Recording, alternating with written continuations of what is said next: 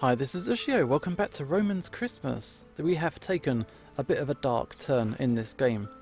We have had a murder. Poor old Cain has been stabbed in the chest, and we're trying to find out who might have done it.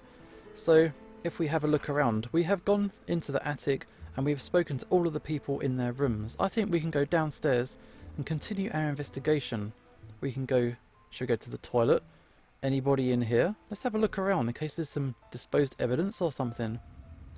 Here we go. I glance in the mirror. Okay, hair's still good. We're just looking after ourselves now. What's down here? There are a few golden hairs on the surface of the sink. Not my colour. So someone has been in here. Maybe it's not interesting though. I'm not likely to use the restroom right now. Okay, let's keep moving and we can ask around. Let's go to the hallway. Who's in here? Oh, there's Peter, and there is Ionis. So let's talk to these guys. Talk to Peter. Pete, can we talk for a sec? I don't know. Cain, man. I know everyone's sad right now, but we need to find the killer. No, it's not me. I didn't do it. Calm down. I'm just going to ask some questions. Oh, really? Really? You just need to tell me what you were doing at the time. I gently patted his back until he calmed down. I was downstairs. I was playing cards with Sazan and the others. After he went upstairs, we restarted a round, and this time we changed to a new game. I was having good luck with my cards. I drew a good hand. When it was Heron's turn to play... Heron? He took your place after you left. Oh, I thought we would join in. What happened at the time of the incident? Well, I heard some kind of sound, like things were getting smashed. After a bit, the sound stopped. I guess that either Cain was losing his temper, or you were looking for something, so I didn't pay it much mind. During the second round, I heard a very loud noise suddenly. There was also a weird bell ringing noise that I couldn't identify. Sazan put his cards on the chair immediately and rushed upstairs, and then we followed him. At first, I thought maybe it was a trifle, but someone tripped and fell or something. But then, you know the rest. Okay, thanks for telling me. Let's talk to Ionis. I'd like to talk to you. Peter's ears erected suddenly. In private? Okay, sensible. Get rid of that guy. Let's talk about what's going on. What were you doing when Cain was killed? Hold on, you don't think I'm the one? Don't worry, I'm asking everyone the same question. Oh, I was playing cards at the table. Nothing special. I didn't realise something was happening until everyone started running upstairs as soon as I looked up from my cards. I never thought Cain would. Okay, thanks. Cain's recent status. Did you notice Cain acting strangely this evening? I don't think so. He was drinking, playing cards, complaining about jobs, you know, the usual stuff. Drunk off his ass and muttering that he wanted to be a chef and nobility, but didn't have a chance. Is that everything? Me and him would meet and get drunk a lot, and I know he found a new job a few days ago. He couldn't have committed suicide. I know in my gut that he didn't. Ionis put his hand on my shoulder gently. Please, Roman, find the bastard who did it quick. Okay, let's talk about... Elegant's got a list of names that she's crossing off. I'm assuming that she's suspicious of a certain someone, but we don't know who. I found a notebook in Elegant's room with everyone's names in it. Cain's name was crossed out or something, wasn't it? Exactly. Yours, Sazan, and Anox's too. A hit list. Why? Okay. We'll leave it there. Let's have a look around. So, got a spiral staircase. Wooden spiral staircase. All of us were on the stairs at the time of the incident, and it didn't collapse, so it must be pretty strong. Is that a chandelier? Okay, it's just the staircase again. Anything on the table, like a drink? A cup. Okay, what is this? A candle. Neither worse nor the best. Okay, chairs? No, let's have a look around. Over here is the bar. It's another candle. So can we look at these paintings? No? Got some drinks up here? Another tankard. Anything behind the bar that we can look at? The bar's countertop, it's so clean I could see my reflection in it. It looks like the type Ionis can't pay to fix. What's this? Sazan's in the kitchen. Okay, keep looking round. There's the fireplace. Another cup. If there's anything hidden inside any of these, I have to check. This was the vase which Sazan put on the fireplace. Not flowers at present, though. Oh, no. Back here. Fireplace. One of the reasons why dragons are good for running pubs is that it's always easy for them to keep the fires going. Anything else? Nope. Okay. We need to go somewhere else. Got the cellar and the kitchen. Let's check out the cellar. Let's search. There's a dusty cup on the ground. There's not a lot down here, it must be said, but we have to look. The vintage contained in these barrels is Sarzan's treasure. The chain used to support the barrels is barbed. I'd tear my hands on moving it. But Sarzan doesn't have that problem, which is probably why he uses that kind of chain. Okay, so that's all the barrels and that. Yeah, okay, so I think maybe we should go to the kitchen, talk to Sarzan. He was really angry, really upset. So we need to find out what's going on. Let's talk. Do all the questions. Okay, where were you when it happened? What? I need to answer too. Standard procedure. Let's just do it. Fine, I was playing cards. Then I heard a loud sound and a ringing bell. I thought perhaps someone fell down or collapsed, so I rushed upstairs. Turns out that it wasn't what I expected. Sarzan leaned on the stove like a deflated balloon. What should I do? Don't worry, I'm going to do my best to help. Sarzan sighed and straightened the keychain around his waist. Okay, let's ask about the keys. Do you mind answering something about the tavern? Anything, if it can help you catch the murderer quick. I want to know how many sets of keys you have for the place and where they're located. 2. One set's for guests. If the room's empty, I hang it by my bedside in the attic. The other set is carried with you. Exactly, only 2, and I've checked my set, none are missing. So, the one in the door of Kane's room can only be Kane's. Are you sure? Maybe it's a fake. Impossible. I went upstairs to look for myself. The moment I touched the key, I know it must be Kane's. I know the weight and shape of each key I own. It's not fake. But it's impossible to leave after knocking the door. By the way, I don't know whether it can help you or not, but there is one other thing. Every lock and key set was custom made for the tavern. If you tried opening any of the other doors with your own key, you'd find it won't go in. Okay, why is that? These keys look very similar, but the angles and shapes of the teeth have tiny, almost unnoticeable differences. So, it will stick in the wrong lock. I don't know if that's negligence or brilliance on part of the locksmith. Okay, let's ask about Elegant's name list. I found a notebook in Elegant's room with everyone's names on it. She's looking for someone. Makes sense. Your name, Ionis's, Anox's and Kane's have crosses through them. Perhaps it just means that she's investigated them already. She's crossed out 4 of 13 people, and one of the former is attacked accidentally. Okay, anyway, there's a very definite possibility here. Okay, we don't know what's going on. So let's have a look in the kitchen. Got a knife here. A kitchen knife is stuck on the chopping board. And here? The water in the pot is boiling. I guess Sarzan forgot to add meat because of the incident. Up here we got a knife rack. This is a long spoon used to stir and taste the stew. And over here, water in the pot is boiling. Okay, and down here, or the fire. The stove fire is crackling. And I think that is it. Okay, I think that is our main investigation complete. I think we need to go upstairs and go back to the crime scene, and hopefully, like one of the guests is a doctor, hopefully the autopsy has been finished. So let's go. So let's talk. Are you free now? What's the matter? So let's ask about the autopsy. How's the autopsy coming along? It's ready. Go search. Okay. So let's search. So what have we got? Let's look around everywhere else. We'll do the body last, I think. The window is closed, and the window bolt was also locked. I gave it a push, and it won't budge. Okay, so we have got a proper locked room mystery. A single bed. There's a few bloodstains on the sheets. Okay, and the candle was burnt out. It looks like someone knocked these drinking cups on the ground. One of the 2 candlesticks is on the ground too. Okay, what is over here? There's a key in the door. Sean knocked the door open, but unfortunately the lock wasn't damaged. Nothing suspicious about the outer keyhole. The key was inserted in the keyhole. I turned the key to put it out smoothly, but I felt something strange when I inserted the key back into the lock. It's a little bit sticky. Okay, that's weird. Okay, let's check the body. So, Yeah, this guy is very, very dead. Kane's eyes are devoid of any life or energy. His face was frozen in the look of shock at the moment he died. He's been dead for about 30 minutes, which isn't very long. All the blood. The blood was spreading on the floor. Anything else? Okay, what about the wound? The knife. This is a dagger which had exquisite decorative patterns carved into its hilt.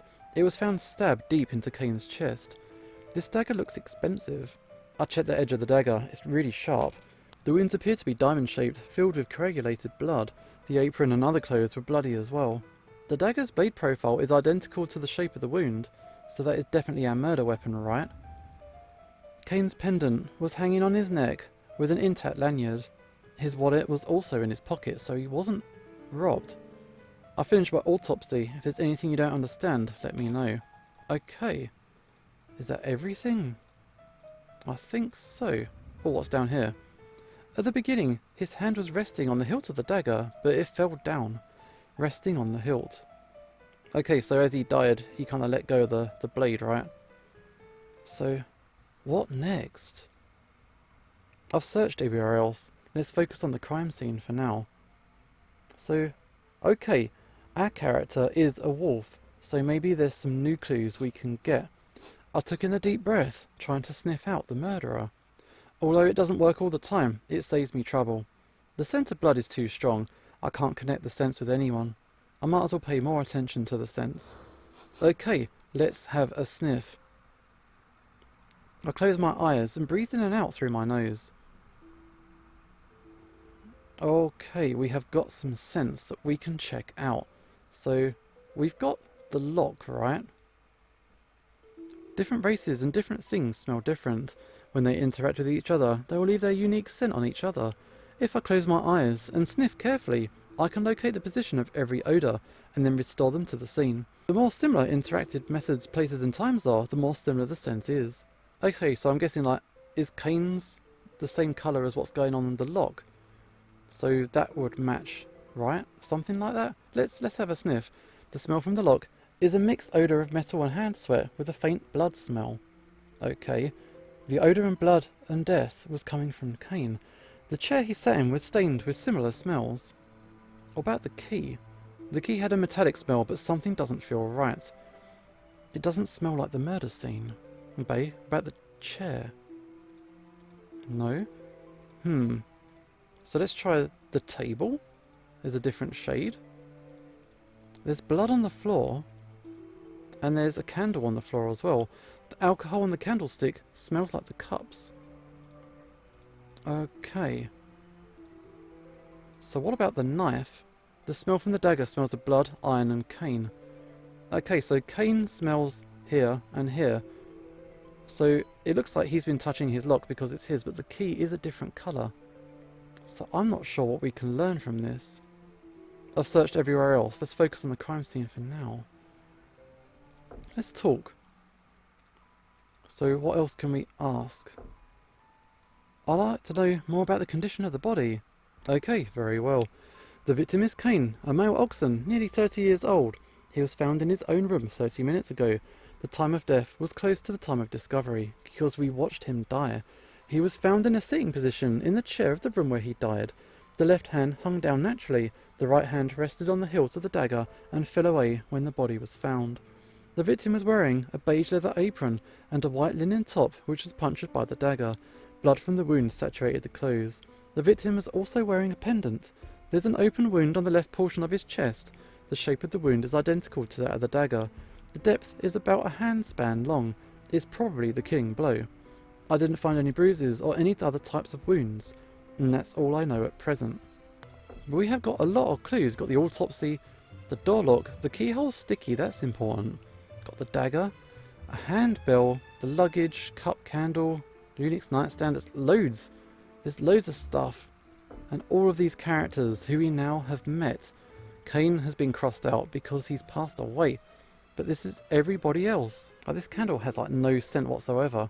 So we've got a candle down here. Smells like the cups. The glass smells strongly of alcohol. Two things smell fishy here. Okay, so we got... Is it the key in the lock or the candle in the mug? Let's go with the key in the lock, because you would have thought that the key would smell the same as the lock, right?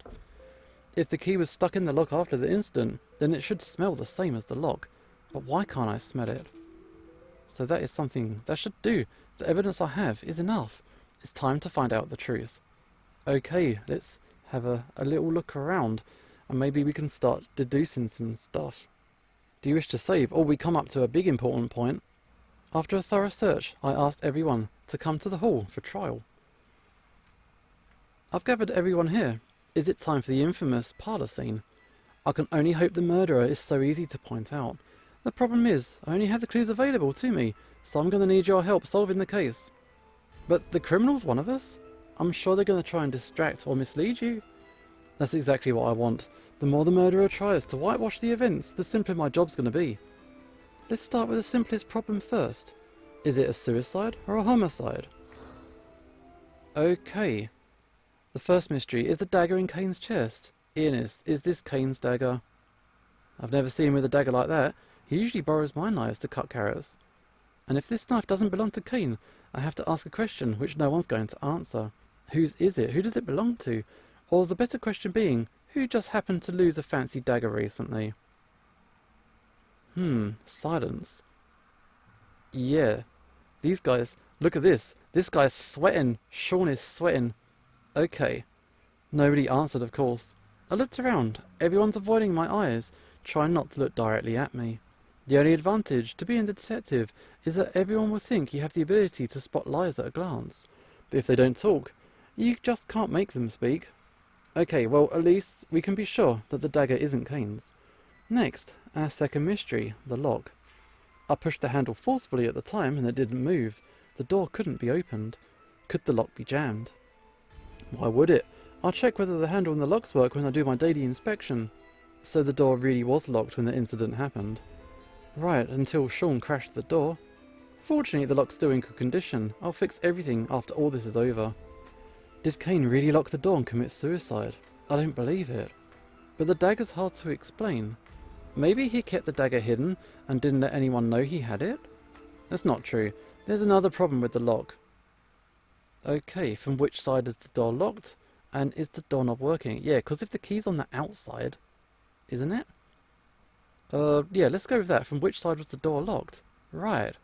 Sarzan, I'd like to confirm one thing. Oh, what you got? The door could be locked from both sides, correct? Sure. Naturally, we'd assume the most obvious possibility, but Kane's door was not locked from the inside. It was locked from the outside. Wait a sec. That is strange. What? Okay. What's going on? After opening the door, Sean and I were standing by the door. Sean suggested that we should have a look at the scene so as to give better testimonies. So we checked the lock one by one, and the key was in the lock inside the room. That's right, I saw that too. It's been a while since the door opened. During the chaos, anything could happen, such as the murderer moving the key from outside to inside. But I was beside the bed the moment it opened. Why didn't you tell me earlier? I thought you already knew. Ask me next time. Okay, fine. It seems the door has been locked from the inside, but something's still fishy. What's strange about the lock is it smells funny. Okay, Kane's door was shut. Kane's key was inside the room. The keyhole was sticky. Yeah, what is that about? So weird. Why is there something like glue in the lock? Maybe it's the stew from lunch? Clearly it was sabotage somehow, though we didn't know the method. We can assume the door was locked from the inside for now, but we can't exclude the idea that the culprit locked the door from the inside and then escaped the room by some method. Besides, Kane didn't have any reason to kill himself. He told me he found a new job this afternoon, even said to me that he'll be managing his own restaurant after he saved up enough money. So he didn't have the state of mind to consider suicide. And you don't just commit suicide on Christmas. That's a stretch. Thus the possibility of suicide is just not going to happen. We cannot deny the possibility of homicide now. Isn't it better to say that it's actually a homicide? Now we can begin to narrow the circle of suspects. At first we can exclude all the people downstairs. So, who was in the hall at the time? Okay, they were having a game of cards somewhere. Let's go with Thrivy's testimony. The people downstairs were Sarzan, Heron, Anzox, Ernest, Thrivy, Peter and Vincel. If I remember, it's these guys. And Shaw, Marquis Lunic, Marquis Solar, Roman and myself are upstairs. Pardon moi, but Solar, Sean and I were in my rooms. Shouldn't we be excluded? The problem is that Edgar and I were in her room face to face. According to you, nobody is suspicious at all. Oh, I'm sorry for my impropriety, Marquis Harlock. C'est bon, I can feel your enthusiasm for the investigation. For the time being, we'll just regard everyone upstairs as suspects. These are Elegant, the Marquis couple, Sean and me. I would like each of you to go over what you were doing when the incident happened in as much detail as you can. I want to hear Sean's testimony first. Where do I begin? When you first went upstairs. Okay, here come that testimony. Because the Marquis called for me, I went upstairs. Generally speaking, it was about time for the Marquis's medicine to help him sleep.